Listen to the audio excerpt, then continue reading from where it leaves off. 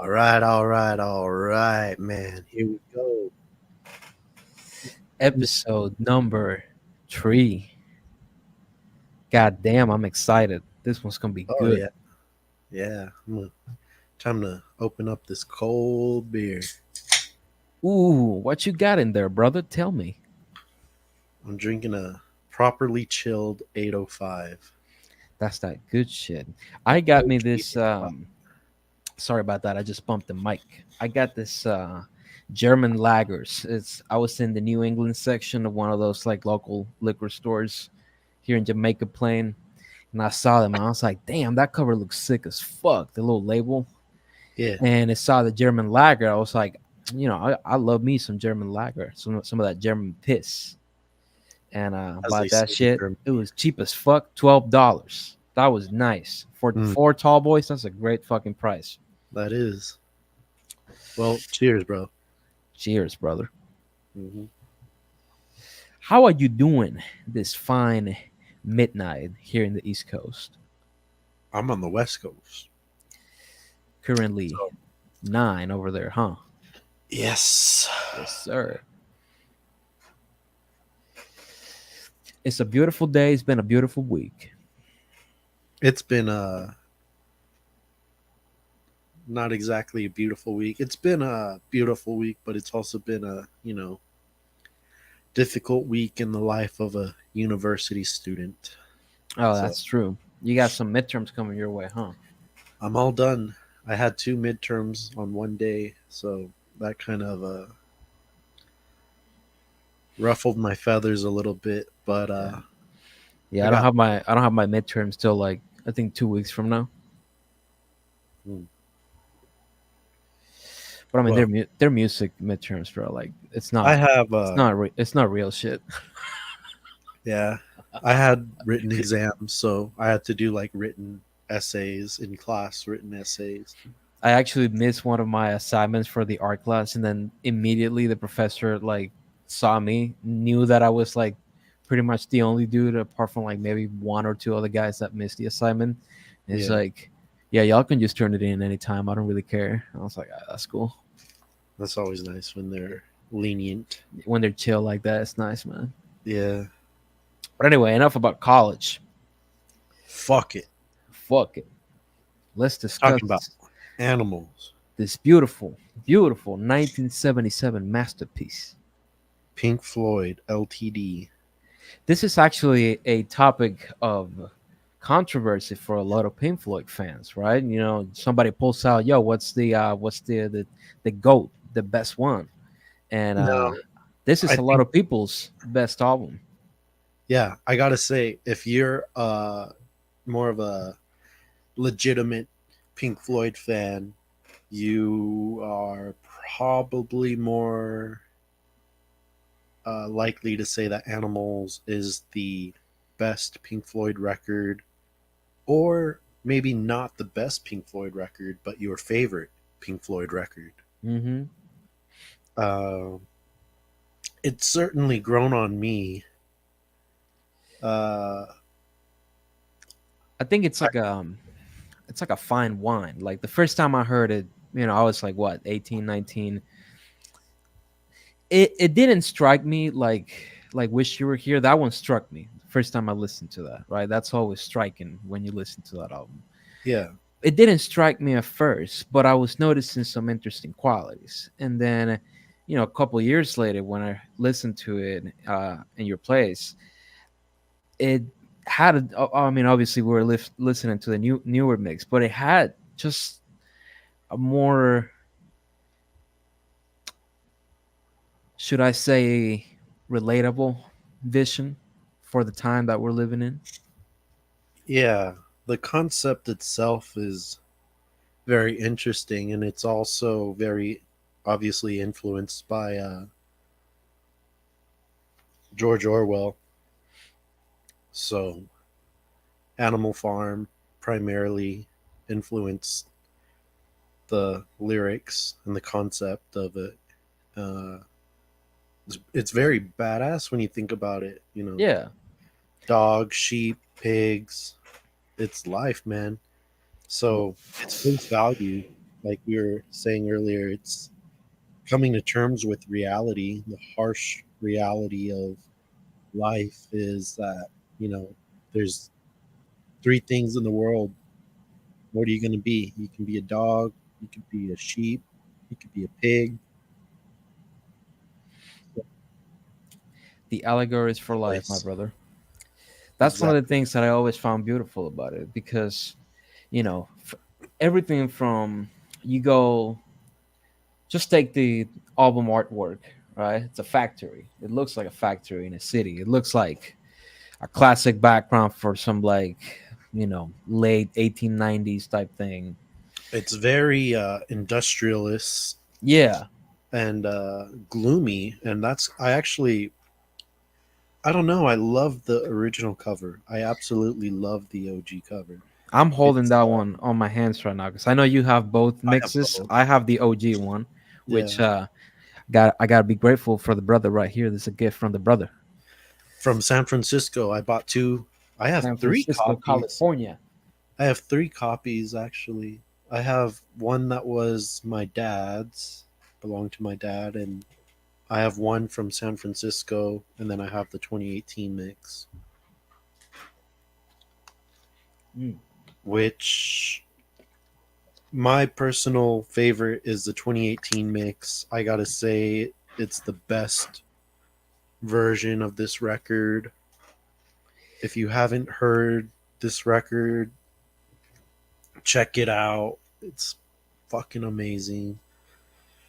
I think when you're looking at the work of Pink Floyd's discography from the period where Roger Waters takes the helm and, you know, begins to make something of it, beginning with what is it, Echoes Metal,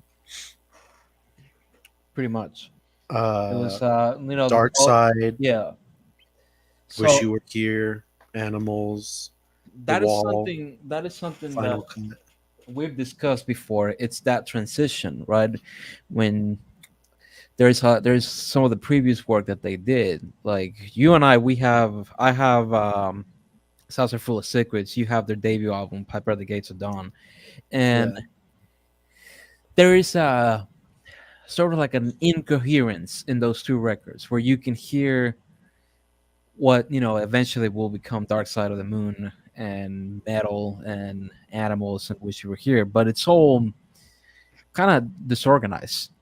yeah, It's the best way and to put it. understandably, Of they're course, it's still transitioning. impressive for a band in, what was it, 1967, to release something like that was experimental out there. And remember, we've been talking before, like Rush, or even of the like progressive metal bands or progressive rock bands of the late 70s. This is sort of like a once Well, I feel in this psychedelic era, this weird record comes in. It has tubas, it has weird improvs, it has yeah, 10, 15 minute it songs comes in that transition into psychedelic. each other.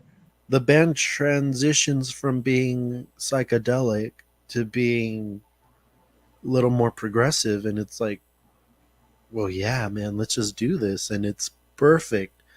It fits the lyrics. The music fits the lyrics, and I think Pink Floyd is just one of those bands where it's like the lyrics go so well with the music. Not all bands have that. You know, some bands just, it's like, for example, I mean, it's kind of a stretch here. It's not a great example, but say Led Zeppelin. I Hmm. mean, the lyrics, they're they're good. Of course. The singing is great, but you don't really take it in like you do when you listen to Animals. Well, because that's the thing about Pink Floyd albums. They lend themselves not only to the wonderful compositions and the great music and solos, they lend themselves to, philosophical questioning and thought, because the Yes. lyrics are not only just part of the music, as in, like, here's a guy singing to complete the rest of the stuff. It finishes the story. It's like the music tells a story, and what the lyrics do is make that story clearer, to the point that, like, both in It's a combination. compositional counterpoint. I guess you could see it that way. That's a compositional counterpoint, brilliant way to put it. because Compositional counterpoint. the music itself is equally important as the lyrics. And I know that's like, okay, stupid, no shit. But seriously, take the lyrics away. There's no concepts to these records. So in the case of Animals, it's just, it makes it all more profound when you really analyze the lyrics. And you know, it gets really deep sometimes. So I love it. Let's talk about this introduction right on that side A, the first Yeah. track. Picks on the Wing, part one.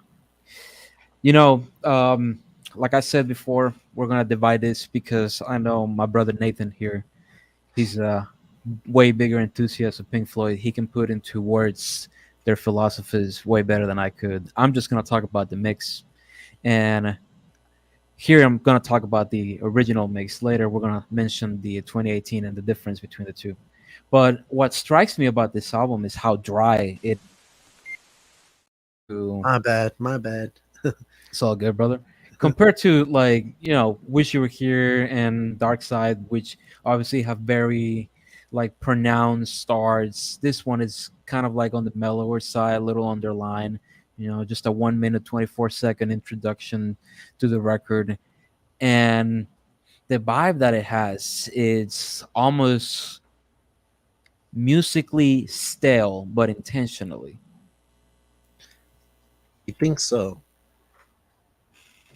I I might think have the it's wrong words, but basically what I mean it's they're generating an atmosphere from the beginning, from the very first introduction. You're introduced to blandness and staleness, but not from the band. Obviously, the band is playing excellently. It's the story that they're trying to tell you, the concept itself. It seems like a very, I mean, taking it for almost face value when you first listen to it, take it in. If you didn't care what happened to me and I didn't care for you, that's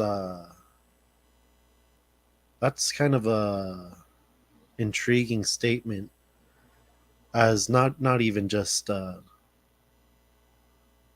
obviously you're going to put yourself in the perspective of that, where it's like, if I didn't care for you and you didn't care what happened to me, where would we be? So it's already bringing this question to the front. And then it goes to the next line: we'd zigzag our way through the boredom and pain, occasionally glancing up through the rain. Oh, that's, and the lyrics syncopating with the rhythm. It's not that it's bland. I think it's more, I'm gonna lay it out for you nice and easy. Mm-hmm. And it goes on, wondering which of the buggers to blame and watching the pigs on the wing. So it's a fine introduction Oh, of course. into saying, you know, this is what could happen. This is a possibility. And it's almost like, sometimes I listen to it and it's like, oh, life is what it is, and it could be very beautiful, but it could also be very difficult, challenging. But There's always that I want to say that weird separation between the life everybody wishes they had versus the life that we're living in, and a lot of people, everyone, I can pretty much say that if you've had like any sort of normal life or like jobs, school, any routine at all, it's something that's immediately relatable to everyone. It's like this is the normality and sometimes maybe the mediocrity of what we're doing. and here is how it would look if we applied more determinism to it. You know, like, no, everybody for themselves, and like, I don't care about you, you don't care about me either, and like we exist in our own little bubbles, Yes. just like animals in a stable. Absolutely, man. So it's like, we get through life through the boredom and the pain eventually. I think that's kind of what I take away from that track. Um, it's almost, I like it when they come out doing more. It's not exactly traditional folk or English folk music, but it's just acoustic music of the time, obviously 60s, 70s, very similar to the Beatles, Paul McCartney, and I like it. I like it that it's just this is how we're gonna start it off. This is the introduction, and here we go. Track number 2, Dogs.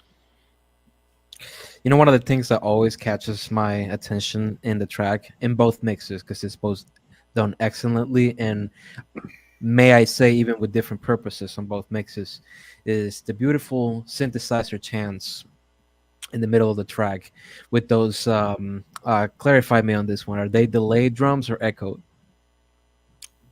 Honestly, I don't know. I've never really bothered to question it so much. I hear it. I know that it's there.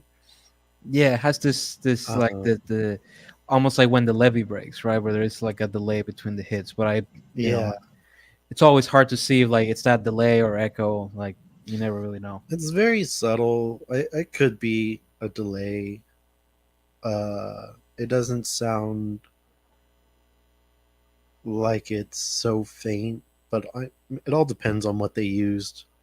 So you'd have to look into that. But I like that. It adds a characteristic to the drums you wouldn't necessarily have without it, Of course. obviously. And what do you think is the biggest difference between how, say, the synthesizers are being done in this song and obviously the rest of the record versus the intention in other records, including The Wall and Wish You Were Here, that have similar synthesizer pieces? Um, it's not exactly. I think this is probably pushing it in terms of the progressive context. This is probably the peak of it because obviously Dark Side of the Moon is very straightforward and it is what it is. It's very commercial. It's accessible to any listener. They could probably sit down and get through that entire record. As with this record, it's quite long and you're there without lyrics for quite some time, and you're just there taking in the music. And I think the synthesizers just really add the atmospheric uh, vibe to the whole record, where it's not exactly dark, but it's definitely eerie, you know. Mm-hmm. And always, and some of those sections always remind me of like metal and those like long synthesizer sessions where it's initially it was just synthesizers and then always they're joined by the drums later on. And it's always been one of my favorite things about Pink Floyd is that combination of sounds. I love it in every single album that I listen from them, especially on "Wish You Were Here." On, I gotta say, like, maybe "Have a Cigar" and "Shine on You," "Crazy Diamond," parts And 7 to 13. I think Welcome to the Machine really shines. And Oh man, that one. There's those crescendos right at the end. Oh, I can't. I won't even get into it, man. I get on a tangent. I couldn't get out. Yeah. But, obviously, most notably, the guitar work on this song. Mm-hmm. Oh, it's just so good. It might be the best solo. He just rips on it, man. He just rips. It's not like on the wall, the wall, say on comfort, I can't say it. Comfortably numb. Yes. uh, they just, that's all cut up. Yeah. It's not, he didn't do it in one take. He recorded it. They took the best parts, they cut it up, they put it all together. That's not an abnormal thing to do in record production and recording, back then.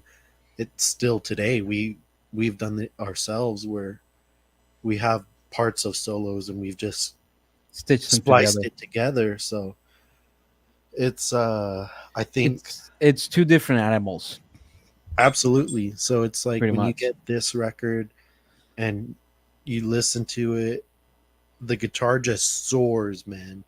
And it's just right up like straight Gilmore. It's him. I don't It's know. got that unmistakable tone, man. That unmistakable Gilmore tone. His touch. Mm-hmm. That subtlety, and it's never lost. Even though there is more strength in his improvisations in this record, it's the Yeah. subtlety is never lost in either this one or any of the previous ones, or even the wall. Or the There's later ones, yeah. ah, I remember like you guys described it a long time ago. That's when I was still learning English, and you guys said, "Yeah, man, you gotta have that woman tone." And I was like, "What the fuck is that?" And then like, then you learn what is, man. You learn what a woman tone is, and like what a making that guitar sing, and like using your instrument essentially as your own voice. You're just having a conversation with yourself, Hmm.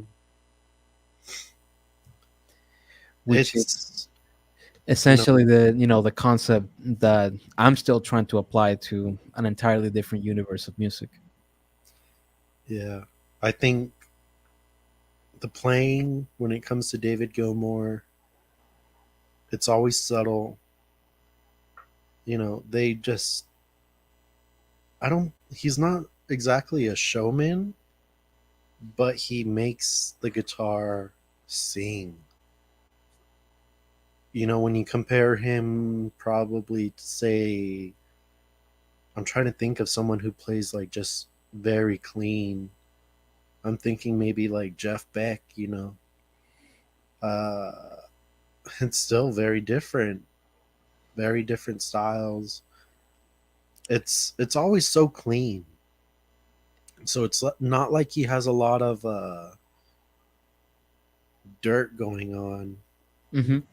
He's not really using distortions or fuzz or things like that mainly. It's more just pushing the natural tone of the guitar to, I'm also assuming they compress the recording, so which is like something that we've also tried to do with both like your guitar tone and like even Dylan's guitar tone way back when we were still doing like by stuff. Just like if you trying compress it to enough, it'll distort. yeah, just trying to achieve a good balance between that dirt and like that cleanliness through just drive, reverb, and like maybe one pedal if it was necessary. Yeah, Sometimes the amps are just that good. You don't even need it. and that's another thing too. Dylan does it very well. He can play just straight into an amp, and he doesn't need any pedals. He doesn't need to use distortion, but he can somehow just get that tone. Because he's got that projection, man, that He articulation has on it. his He nose. has it. He knows how to. He knows, just knows. And And I've learned a lot from him too. Myself, just working with him for so long, where it's like, oh, like I see what you're doing. And it's There's always the subtleties, man.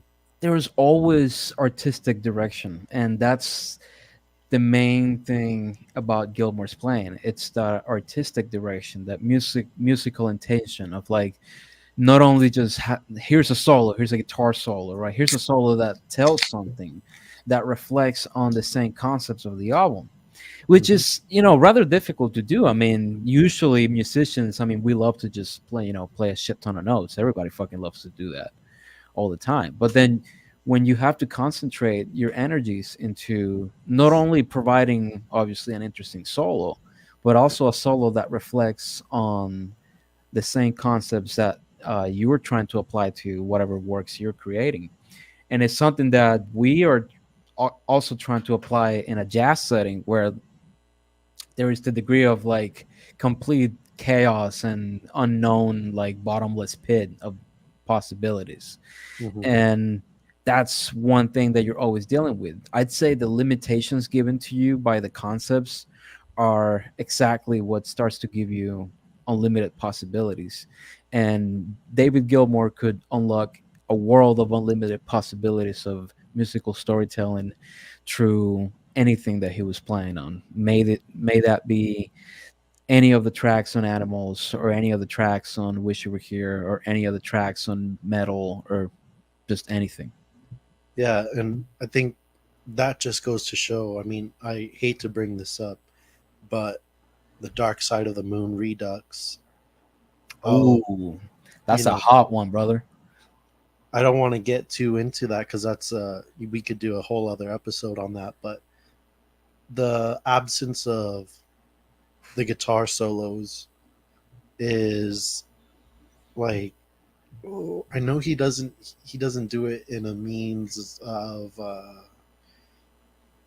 any pettiness towards David Gilmour, because I'm sure Roger Waters loves the guitar solos, Hmm. but it's just an interesting choice that he chose to use other instruments that didn't touch those heartstrings the same way, I you know. think when you told us yesterday, it's obviously apparent that he's trying to focus more on the conceptual side of the album. Yeah, But I think that's precisely what ruins the balance. Pink Floyd was never about just the concept. yeah, and that goes back to what we were just saying in the beginning. It's a relationship between the music and the lyrics, and the concept ties it all together. Yeah, it's about finding a balance, right? If you go purely conceptual, I mean, you could be Rush and come up with your own personal 2112, Yeah, but then is it gonna have the success of 2112, and or that's can you the find a different method of doing things? that's what really comes down to Pink Floyd being such a unique band. Is at this point they are probably the best band that does this. You know, uh, I'm trying to think of other concept records. Say, like, for example, Tommy by The Who. Hmm. It's a great record, one of the best records ever, but it's not exactly Pink Floyd. It's not on their level. It's two different wines, obviously, two different tastes, but when you're saying, okay, it has music, lyrics, their concept records, you know, oh, I if you were to say which band does concept records the best, probably 8 or 9 times out of 10 you're gonna get Pink Floyd. If it's not gonna be the top, it's probably gonna be the top five of anyone you ask that question. I'd say top three. I'd Could be wager that. too. So I Yeah, I think it's that finding that balance of, man, just having you the event itself of the record. It's not the story. It's not any of that. and they're all equally as important once you put them together. But it's the music that captivates the audience, and you have to make records thinking about obviously what you've made before. In the case of Pink Floyd, they had to think about their trajectory with everything that they were doing. If you start from Dark Side of the Moon, when you can say the whole band really came together into something that was um, true, or at least truthful to how they wanted to drive, a production. Uh, Mm. you go forwards and you encounter this different methodologies of making essentially the same style of music, Yeah. where Dark Side of the Moon was fueled by the ambition, that need, that like let's go to the moon and come back. And Wish You Were Here was obviously fueled by grief and like regret, and pretty much like the darker side of anyone's history, while Animals just focuses on everything in between, life itself. Yeah, dude. It gets really into that. And, if you want to, I'm trying to think of anything else to say about dogs before we move on. Um, just, I guess, focusing lyrically, it's very dark. They have that lyric dying of cancer and whatnot. Let's see. Pull up the lyrics. Hmm. This one is probably the cornerstone of the record, obviously. Let's see.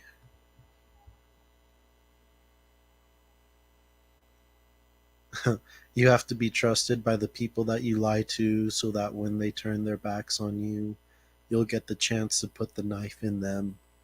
Oh, that's a great Oof. line. And And it that's, ties so well into the determinism of the album. It ties so yeah, fucking well. it goes into the harsh reality of life. You can be the one being with the knife being put through your back, or you could be the one putting the knife through someone's back. Or both, Uh, because essentially everyone's story is just a combination of both. True. Everyone, it's either gonna stab or gonna get stabbed. At some, And like, for all the members of our audience, the very few that are maybe listening to us, if you've had a long enough life, you already know this is just how it is. yeah. Where's the other moving one? moving on Hide your, to just one more. Just another yes. sad old man dying alone and all alone and dying of cancer. Yeah. Oh, There is a movie I watched. I don't know if you've watched it. It's called Collateral. I think I saw it a long time ago. Yeah, it's with It's an old Jamie movie. Foxx and Tom Tom Cruise. Cruise. And Tom Cruise plays like a hitman. It's essentially Yeah. like John Wick if John Wick was not good, Yeah, and Jamie Foxx is a cab driver, right? pretty much. Yeah. And spoiler alert for anyone who hasn't seen the movie. At the end of the movie, when Jamie Foxx, the cab driver, he manages to shoot dead um, Tom Cruise's character. He says, and this is something that they have already said before in the movie about the life on, the nightlife in a city. They said, "You think anyone's gonna notice me dying alone in a metro?" And man, that hits so damn hard considering that like you have this situation between this highly trained hitman and this essentially nobody, and just through sheer miscalculation, life turned around for one guy and gave the fortune to the other one, which is essentially what happens not just in movies or music, but everywhere else. It's a constant balance, and it's either somebody getting benefits or getting detriments. Yeah, absolutely. It's it is life. You're It's either the get busy living, get busy dying. pretty much the sheer coincidence and chaos of like existence itself. Moving on to side two, starting with the wonderfully named Pigs. Three For me, different ones. for This me, is a fucking rocker. for me, this is something that I didn't know.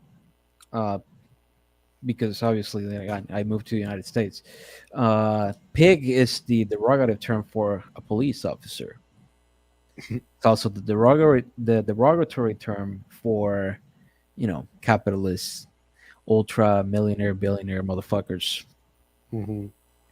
And there is another term that I'm forgetting, but that's I'm assuming that's why it says three different ones on it. I could be wrong though. Yeah, you'd have to really look into the meaning behind it. But I mean, it could be that there's three songs with pigs in the title. Or it could just be that. Maybe. That's always what I like about like people like us trying to analyze records and making analogies, and then like the artist could just come out and say, "Oh no, it was just some funny shit that I made up when I was like high as fuck making the last song." Yeah, there's always that. And I like that. I actually like that because that's you know c'est la vie. You try to make something very romantic and then it was just ruined. Fuck yeah. I love this song though. Musically, I think it's like it fucking picks up, and it's like the drums are so good on this song, man. Nick Mason fucking kills it. Pocket, man. His pocket. I'd say I'm probably gonna get heat for this, for I'd say like best pocket in rock. I don't really care. Like that's it. It's him and Ringo, man. Just like some of Yeah, the best pockets in rock. you could probably argue that pretty well. Because one makes you dance. Ringo was always about dancing and the joy of making music. His playing. It's like if Cannonball Adderley played drums and was British. While Nick Mason is like focus, commitment to that Nick pocket. Mason, for me, is one of the best drummers ever. One of my favorite drummers to pull from when I'm playing the drums, because his fills are always so simple. They're always tight. They're not busy. But But you know when what? he lays down the groove, he lays it down like no one else. Do you remember? Have you seen the Rick Beato interview with Bernard Purdy? Yeah. Yeah. So do you remember? There's a part in the interview where he's explaining how he did fills, and he's like, "Well, you got to do all this. You just got to do 1, 2," and then he played just his toms, just 1, 2, and 3 toms, and then that's it. That He does that. Listen to all the Steely Dan work he does. that simplicity Oh, is what makes his drumming, and Nick Mason's drumming as great as they are. They don't need any of the extra shit because they know that there is a significance to every hit. yeah. And if you can make every hit be the last one, that's that balance right there. That's that pocket. That's that incredible artistic intention behind your rhythm. I'm sure there's an old ancient saying or something, about being quiet, keeping quiet, you know. Say like for example, like if you talk too much, I'm pretty sure I know this. I'm paraphrasing pretty much, but it's like, oh, like if you're the one talking so much, you're never going to be able to listen to others or something like that, So it's like, if you obviously, and drummers get a bad rap because because obviously because they're we're drummers. drummers.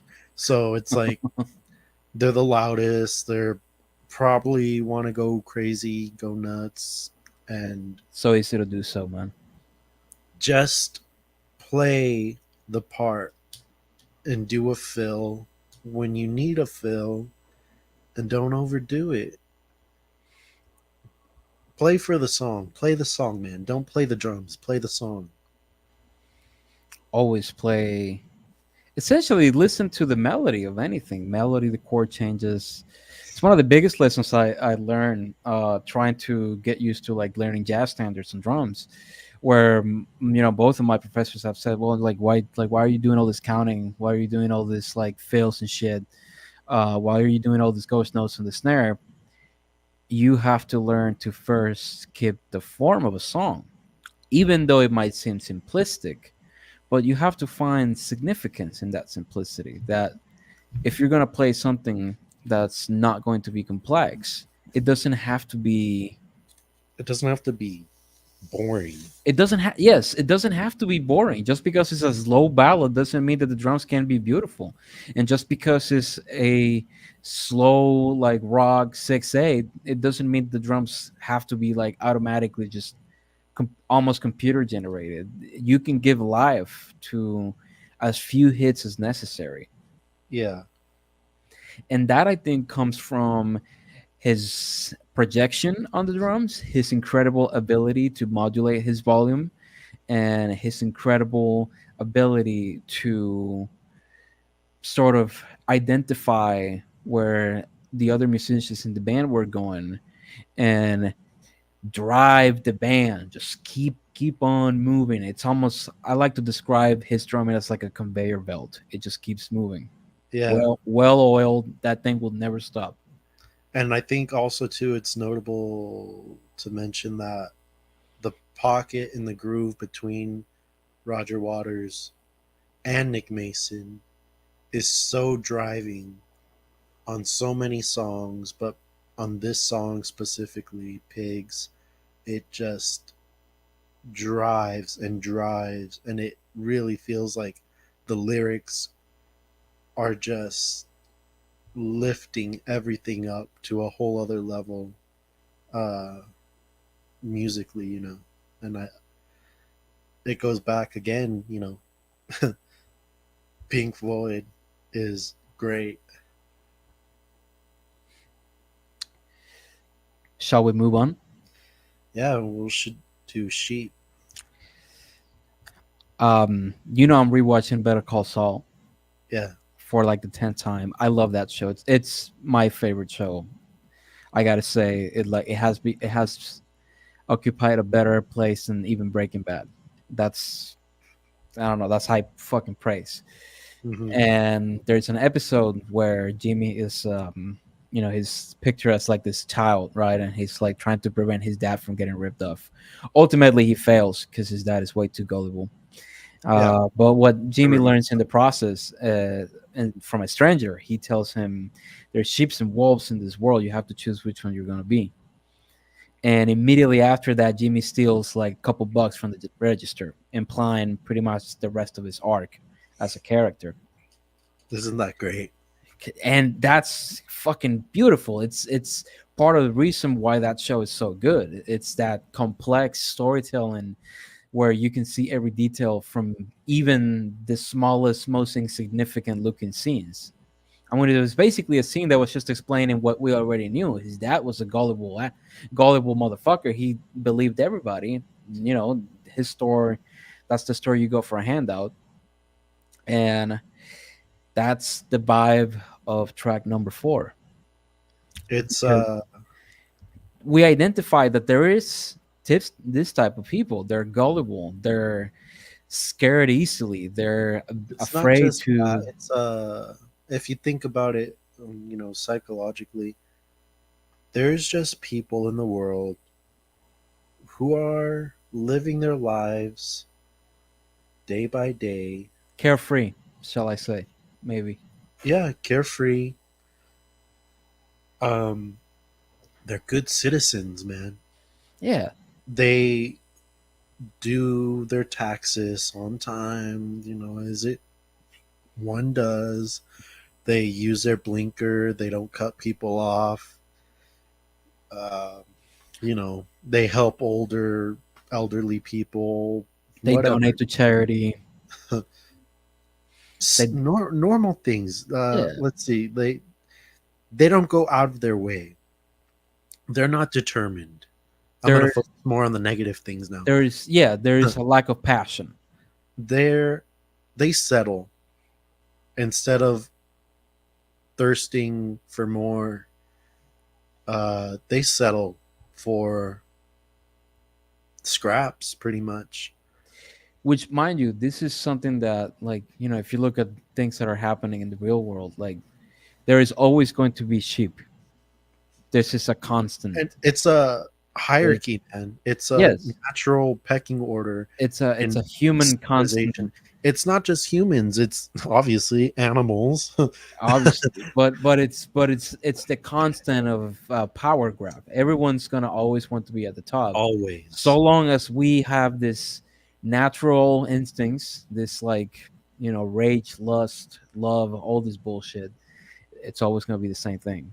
Yeah. And what this track reminds you is that that's that's the way it is. There's people like that. You might think, and the worst part is that sometimes these are the same people that think that they're awakened. Oh yeah. Tell me about it. Yeah, I know. So, there's people who are like, you see them all the time. Oh, they might think that They're woken up, man. They're they're shaken.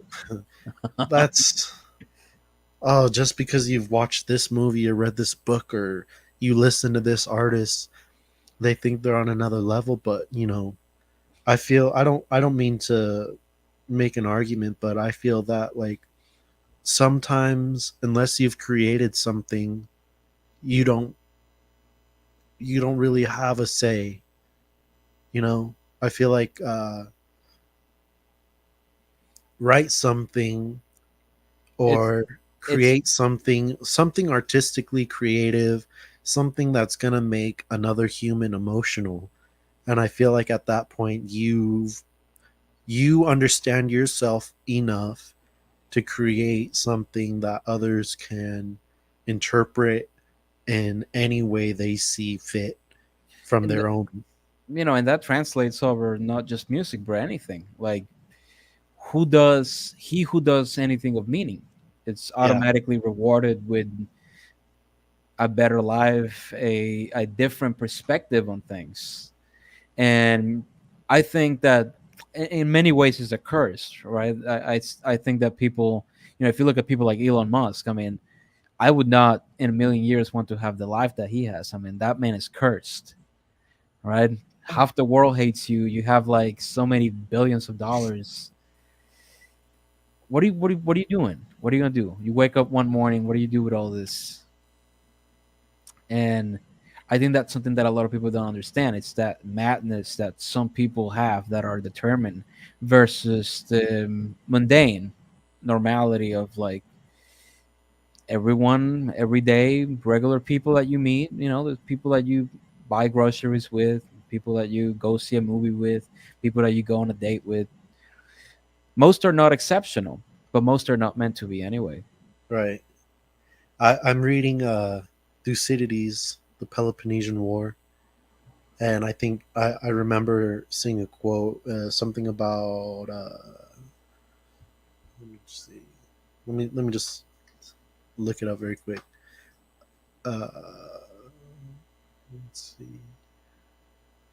Yeah. Okay. The strong do what they have to do, and the weak accept what they have to accept. That's beautiful. I like that. So, you know, that goes back to so many things in life, and it's like you can be at the bottom of the hierarchy, or you can fight your way to the top. And fighting your way to the top makes you stronger. So when you are at the top, you do what you have to do. So you're not gonna be kept awake at night for the During while the others are going to be crying about what they just went through. And I think that obviously separates people. During my there was a period where I told you I was trying to lose weight. I gained a lot of weight, and then I tried to lose it. I started to read up on a book that I've put on hold for a long time. I was reading up Meditations by Marcus Aurelius, I've read it. and I know you have. And one of the things that always catches my attention is his willingness to accept that simple reality of things. That was, in his words, the way of life, the way of being is to live not necessarily below your means, but accept who you are as a person, what you are as a human being. And even if you are blessed or cursed with great knowledge, power, responsibilities, to accept those as if you were anyone else. And that's obviously the biggest step towards self humbling and self reflection. And it's something that many people have a hard time doing because it requires a lot of like thought on yourself, just like trying to put yourself lower and lower and lower and lower until you become insignificant to yourself. But then you can achieve that mental peace because you are so insignificant, you become so significant. That's great. Yeah, And that's what, absolutely. and obviously that's in his writings what made him a great emperor is that he was able to just be human. And what's more what's more inspiring than a leader who's not a leader? He's just you or When you me. can be in touch with the nature of humanity and the nature of oneself, you are able to understand the world. You can, Essentially. uh, and that's really what makes a great leader, you know, separate from obviously any other noble citizen. And man, it's part of, again, it's part of just existence itself. You're going to encounter people along your journey that are going to be great, and you can be pretty much sure that they are going to be the people that you're going to see later in life pop up in a better situation that you might be. But the beauty of life is about accepting that they are on their own journey, just like you are on yours. And I think the biggest message of this album is that aspect of life, since everything is so mundane, but at the same time so um, significant. Then does that mean that you could either embrace life in a nutshell and just kind of live your own existence separate from everybody else, kind of just going at your own thing, doing your own stuff, and not really paying attention to what goes on outside, but in the process becoming a barren waste of a consciousness just because you have nothing to relate to anyone?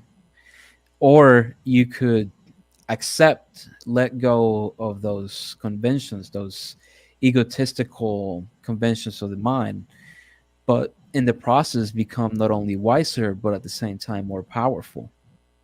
Yeah. We have 6 minutes left. How about you I close want us to off with track number 8, I want Six to in the Wind Part mention 2? this. I really like this lyric from Sheep, so I want to say quote it. Please do. The Lord is my shepherd, I shall not want. He makes me down to lie through pastures green. He leadeth me to silent waters. By with bright knives he rel- I don't know that word.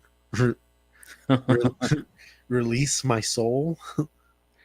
Does it say like So relinquish? pretty much, it's Yeah. leaseth releaseth my soul. Oh, really? Oh, it's just the old English. Yeah, eh, not a fan of old English. Still No, nice though. it is. Yeah. So obviously, saying you're gonna face the harsh reality by following, eventually you're going to get screwed.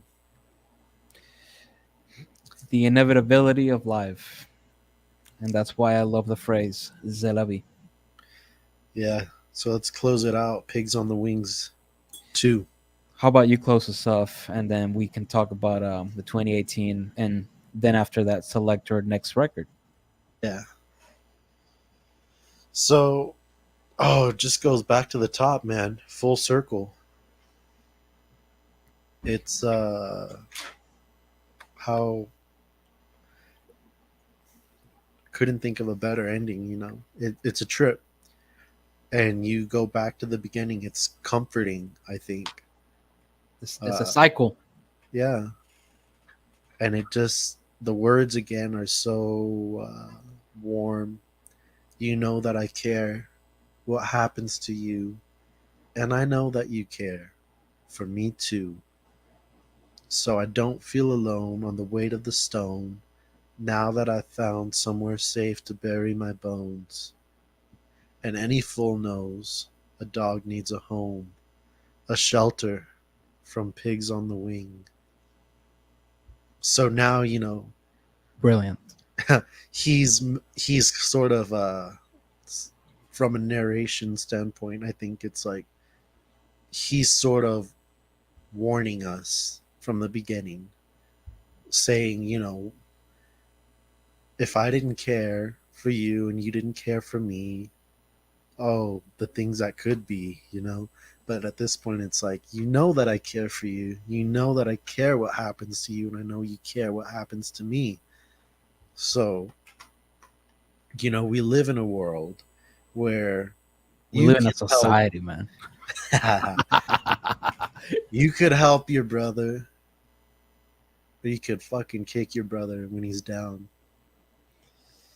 The Moral, choice is up to you. the morality, man. The duality of man. Now, So before we close it off, let's talk about that 2018 mix. it's the best. Oh yes, yes it is. Superior to, obviously, I don't think, I don't know. I know Pink Floyd has Dark Side of the Moon as a what do they call them, mobile fidelity master recordings, They have whatever, two releases of that. They have like an 80s one, and then they have like a, I think like a late modern one. 2000s. Yeah, Yeah, they go for thousands of dollars and whatever, right? yeah, they I go for don't an know. absurd amount of money. I don't know if Animals has that sort of treatment. Also, too, though, it's important to mention that Animals was recorded at Pink Floyd's studios that they owned. It wasn't recorded at Abbey Road. It wasn't recorded anywhere with high production quality. So Animals sort of sounds raw. That's another important characteristic to the record. I think it's very raw, almost homemade, very natural, man. They just went for it. It almost reminds me of like the work we were doing. In a way. Just like, obviously, I'm not even trying to draw a comparison. The work we did never really got anywhere, but it still has that bandmates vibe. We're like it's four homies trying to make good music, and that's pretty much all they care about. It's just trying to make good music, trying to tell good stories through our music. I But think you one of the things that I really love about the 2018 mix is the presence of the synthesizers and the presence of the drums. I mean, not to say anything about the rest, because everything feels lifted up. It feels like the OG mix, which is still incredible, but it almost feels like there was a blanket over it. And then the 2018 yeah, mix lifted that blanket. And especially you can hear it on that stereo sound, the animal effects, the sound effects, the soundscapes of the album. They sound much wider. It almost sounds like spatial audio, man. It's incredible. and this is, there's records on stereo that sound amazing in stereo, and there's records that sound amazing in mono. Of course, there are a lot And of jazz records from the 50s I would much rather have in mono. absolutely, and a lot of things from the 60s too, early 60s and mid 60s, up even some to the late 60s. Because that, I mean, that's the thing about stereo. When it was first introduced, it was literally just left and right. That's all you get. And so, like, you had a lot of this, pioneers because they're essentially the people that came up with this whole thing. They were making, let's grab Tia Mastero or Rudy Van Gelder, right? What were they doing in their time? They were like, okay, the drums, like physically speaking, the drums were in the right of the room, so like let's just put them on the right channel, and yes, that kind of gives you that concert aesthetic, but it's not the stereo that we came to know with albums from Led Zeppelin or Pink Floyd or the Beatles. It's not that kind of stereo. It's that primitive, more let's try to figure out what we're doing. What is this new technology? What can we do with it? Yeah, and I think also to mention the Beatles stereo mixes. Some of them sound like shit, especially when they took them from the mono recordings because they didn't have stereo recordings, and they turned the mono recordings into stereo. They're so awkward because they have to make it stereo. And where are you going to put the drums? I don't know. Let's just pan it all the way to the right. Oh, I hate that. Then you lose, like, you take, there's the classic meme of like listening to the Beatles on headphones. You take off one AirPod and then all of a sudden like half your music is gone. Yes, yes. So, you know, Pink Floyd always top tier in quality production.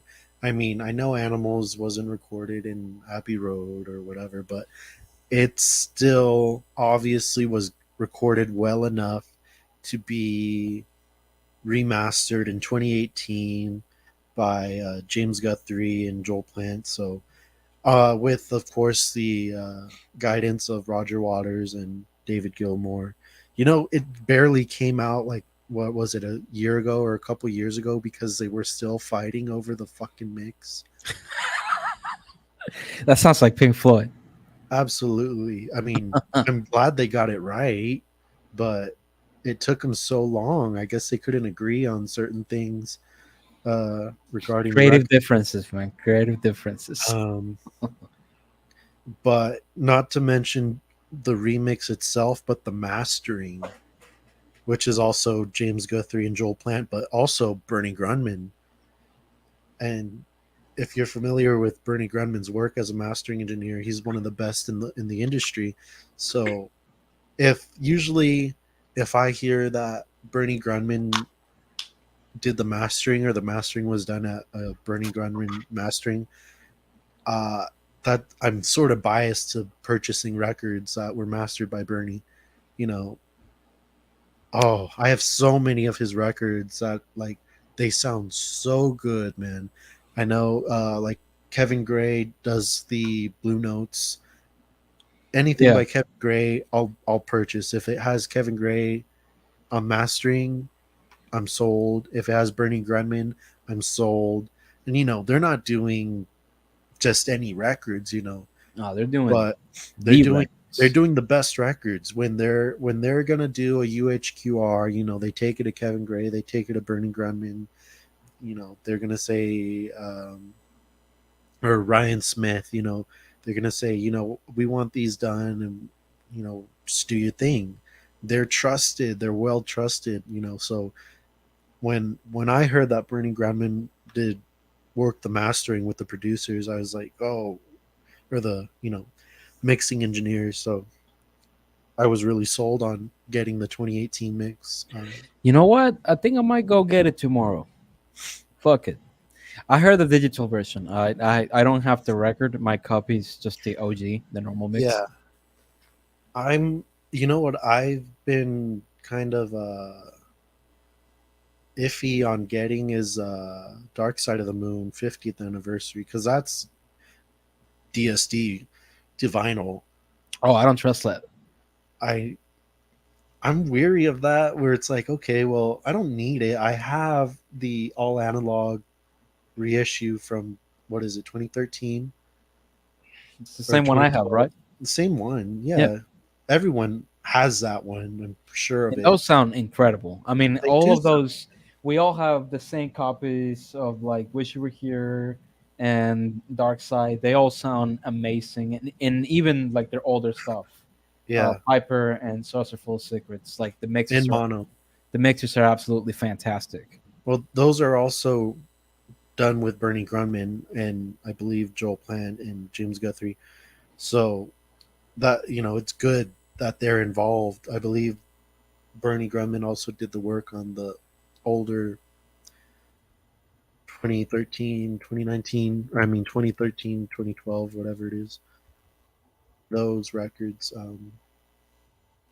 But yeah, I don't know. I really haven't heard Dark Side of the Moon 50th anniversary on digital either. Um, but I don't know. I've heard that some records, if they do it right, DSD to vinyl, that it could sound pretty good. I don't know. I really wish that someone, especially, I mean, like Mobile Fidelity, if you're familiar with the whole situation. I have a couple of like digital I hate albums. them. I don't like them. I have which one is it? Until the Quiet Comes by Flying Lotus, and Yeah, that one sounds like absolute garbage. And I have the same problem with a lot of modern records, especially hip hop records, where like they just sound atrocious. Like I'd much rather have just have my AirPods and like just listen to the mix on Apple Music, as it sounds so much better. yeah, that's Generally, when I'm buying records, if I'm not buying original pressings, which for some of these jazz records are harder to come by, or even some of these Pink Floyd records, like I'm usually buying anything that's like all analog, or like lately, like you got me addicted to buying this like Tone Poets. They sound so fucking good. yeah, and that's the And thing. I also feel like that too, where it's like I could buy the new Queens of the Stone Age record on vinyl, um, or I could buy a Tone Poet, I and mean, shit. it's like, okay, what? It's gonna. I could listen. I don't really feel like I want to sit down at home and listen to Queens of the Stone Age on vinyl, anyways. I feel like I want to listen to that while I'm driving. Yeah, So there's that for me. but then you'd But like to, we want to listen to something like Cornbread on oh, a if you record. just you that's something that I want to put on and sit down and And listen to not it. only that, it's that quality. It's like you sit down for this record. It's a little sacred. It's Yeah, it's it's like you have a copy. You have your UHQRs of like a Love Supreme and Kind of Blue, and it's like those are not the kind of records you want to put in. I'm on the fucking subway and I'm gonna put in fucking Kind of Blue. Like I don't do you don't do that. It's I like mean, those are the records occasionally. you sit down. You're like, here's what I want to listen to, and you put it and you sit down and you shut the fuck up for 45 minutes straight. It's an experience, man. So I love it. Neil Young, you need to get some Neil Young records, man, from I the don't have any. Maybe Neil Young I might start archive. with just Harvest and just listen to that. If you're gonna get Harvest or get Everybody Knows This Is Nowhere, I recommend those two highly. All the Neil Young stuff is really good. I mean, some of the later stuff when he's on Geffen is iffy, but any of the stuff, early stuff, go for it. I'll see what I can get. I'm excited for Because the Neil stuff that Young does all analog, so good, man. I'm excited for the like the three records I ordered today, the ones from Blue Note. Yeah, Oh man, that's gonna be great. Electric Bird, I love Electric Bird. It's such a great record. And speaking of records, since we are done talking about this masterpiece, Animals, 1977 by Pink Floyd, what shall our next record be? What are we Mm. feeling like? I was thinking maybe we could go to jazz again. Something I was thinking of. I kind of want to do something for Miles, We could do something for Miles. but I also kind of want to do something modern, but I don't know what I want to do. I kind of want to do something. I'm waiting for my UHQR of Asia to come in, and then I want to listen to that, and then I want to do Asia. So we'll push Asia some point. Well, I definitely would like to do Asia in the next weeks. How about this? I got you an idea. Hmm. On the corner. I don't want to do on the corner. I'm gonna be straight up. He said, "I'm gonna be straight up and honest." What do you feel like for Miles? Electric or not electric?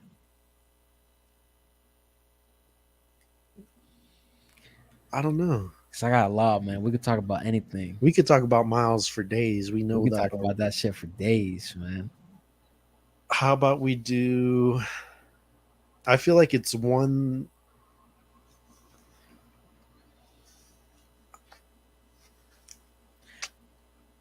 Let's see. I'm looking through the discography. Relaxing. I don't want to do relaxing. That's true. If I feel like we need to do a whole like 2-3 hour session just on Oh, the that's a great. session. That would be a great idea. Just do like all the prestige sessions. We should probably do that like a special at some point. Maybe every 10 episodes we'll do a 3 In a hour silent way. We could do in a silent way. I'll be down for that. That's one I'll be 100% down for. All right. And, we're gonna have to watch the timeline on that one because it's gonna get long. Yeah. Cool, man. My favorite Miles record. It is That's without one a of my doubt, favorites. Yeah.